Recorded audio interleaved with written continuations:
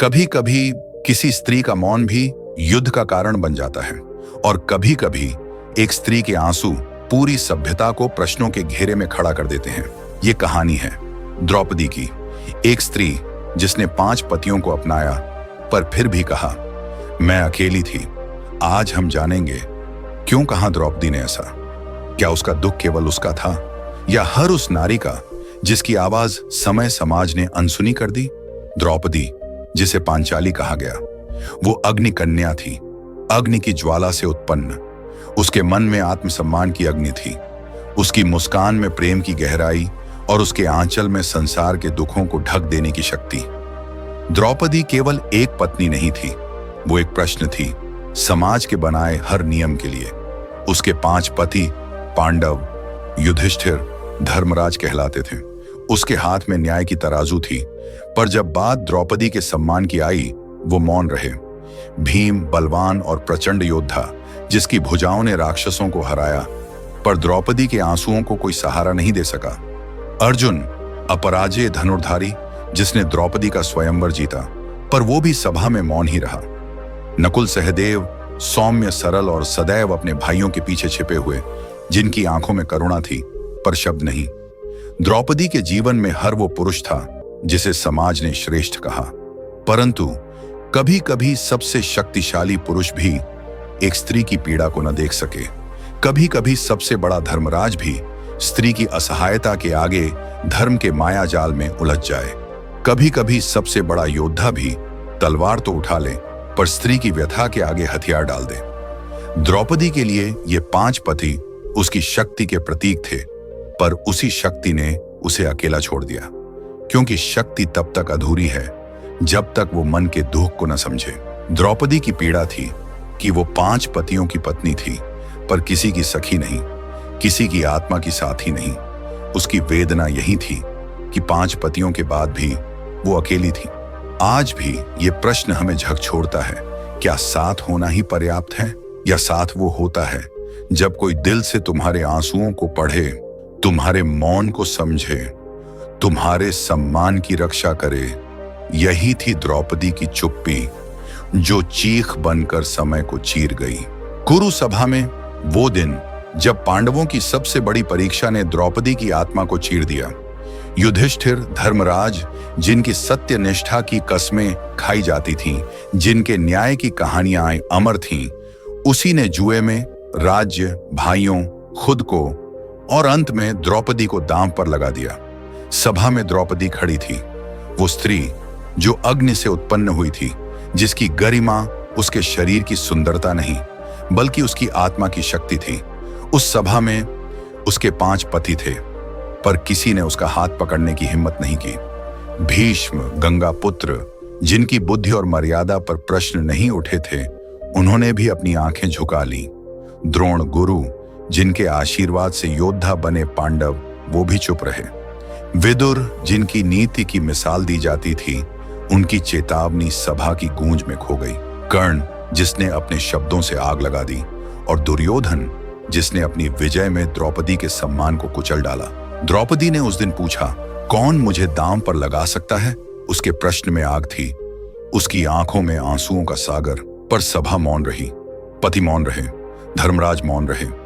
उस दिन द्रौपदी ने जाना, मौन सबसे बड़ा अपराधी होता है। जब सम्मान की रक्षा में शब्द नहीं उठते, तब अन्याय की तलवारें और तेज हो जाती हैं। उसने महसूस किया कि उसके आंचल की रक्षा करने वाला कोई नहीं था। उसका दुख, उसका क्रंदन, उसकी बेबसी, सब उसकी परछाई बन गई। सभा भवन में नारी के आंसू की कोई कीमत नहीं थी जब सत्ता और अहंकार के खेल खेले जा रहे थे।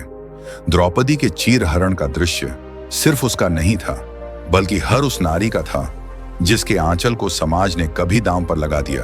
और उस दिन द्रौपदी ने महसूस किया, मैं अकेली हूं, क्योंकि साथ होना केवल शरीर का होना नहीं बल्कि आत्मा का होना है, और वहां आत्मा के साथ कोई खड़ा नहीं था। उस दिन के बाद द्रौपदी का विश्वास डगमगा गया। उसके भीतर की नारी अब सवालों की आग में झुलस रही थी। वो सोचने लगी, क्या मैं केवल सत्ता की सीढ़ी हूं? क्या मेरे आंसू केवल किसी युद्ध का कारण बनने के लिए हैं? क्या मेरा दुख केवल किसी पुरुष की वीरता को परिभाषित करने का माध्यम है?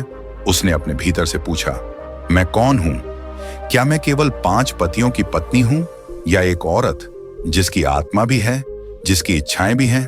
उसके प्रश्न उसके मन में तूफान बनकर उठे। वो याद करने लगी कैसे उसकी हंसी कभी 5 के लिए प्रेरणा थी, कैसे उसके आंचल की छांव पांडवों के जीवन की शांति थी, कैसे उसके शब्द सबको एकजुट रखते थे। वो जानती थी युधिष्ठिर का धर्म, भीम की शक्ति, अर्जुन का कौशल, ये सब उसकी शक्ति से ही जन्म लेते थे।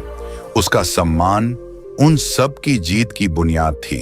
फिर भी आज जब वक्त आया, उसे किसी ने एक साथी के रूप में नहीं देखा, किसी ने उसकी आत्मा की आवाज नहीं सुनी, किसी ने ये नहीं पूछा तुम क्या चाहती हो।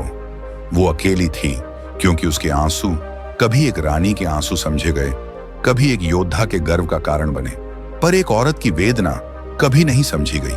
उस दिन द्रौपदी ने महसूस किया कि वो सिर्फ एक रानी नहीं, सिर्फ एक पत्नी नहीं, बल्कि एक नारी है, जिसकी आत्मा की प्यास, जिसकी पीड़ा कभी किसी सभा में नहीं सुनी जाएगी।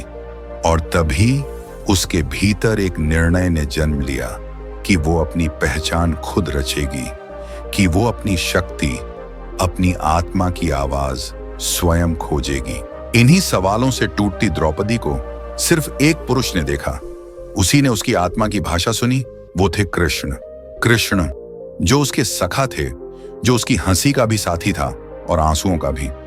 जब द्रौपदी के शरीर पर हाथ डाले गए, जब उसके आंचल को खींचा गया, कृष्ण ने उसकी अस्मिता की रक्षा की। द्रौपदी को चीरहरण के समय बचाकर कृष्ण ने सिर्फ कपड़ों का विस्तार नहीं किया, उसने द्रौपदी के आत्मसम्मान को फिर से स्थापित किया। कृष्ण ने कहा, द्रौपदी तू अकेली नहीं है, तेरे आंसू अब मेरे आंसू हैं, तेरा दुख अब मेरा दुख है। तू किसी के लिए संपत्ति नहीं, बल्कि एक आत्मा है जिसकी गरिमा अनंत है। उस क्षण द्रौपदी ने महसूस किया, सच्चा साथी वो नहीं होता जो सिर्फ तलवार उठा ले, बल्कि वो जो नारी के आंसुओं की भाषा समझे, जो उसकी आत्मा की पीड़ा को खुद के दिल में महसूस करे। कृष्ण ने द्रौपदी को दिखाया कि हर बार युद्ध शस्त्रों से नहीं लड़ा जाता। कभी कभी युद्ध आत्मसम्मान की रक्षा में होता है, कभी कभी युद्ध एक सखी के आंसुओं को अपनी आंखों में समेट लेने में होता है। कृष्ण ने जब द्रौपदी को यह एहसास दिलाया कि वो अकेली नहीं है, उसके भीतर का आत्मविश्वास फिर जाग उठा। उस दिन से द्रौपदी ने प्रण लिया कि वो अब खुद को किसी की संपत्ति नहीं मानेगी। उसने तय किया कि उसकी आवाज अब उसकी पहचान होगी, उसकी इच्छाएं, उसकी सोच अब किसी भी परंपरा या व्यवस्था की कैद में नहीं रहेगी। उसने अपने 5 पतियों को भी एक नई दृष्टि से देखना शुरू किया। ना वो उनके सहारे जिएगी, ना उनके आदेशों में दबेगी। वो खुद अपनी शक्ति बनेगी, क्योंकि कृष्ण ने उसे समझाया था कि हर नारी के भीतर एक शक्ति छुपी होती है। जिस दिन वो शक्ति जाग जाए, दुनिया उसकी इज्जत करना सीख जाती है।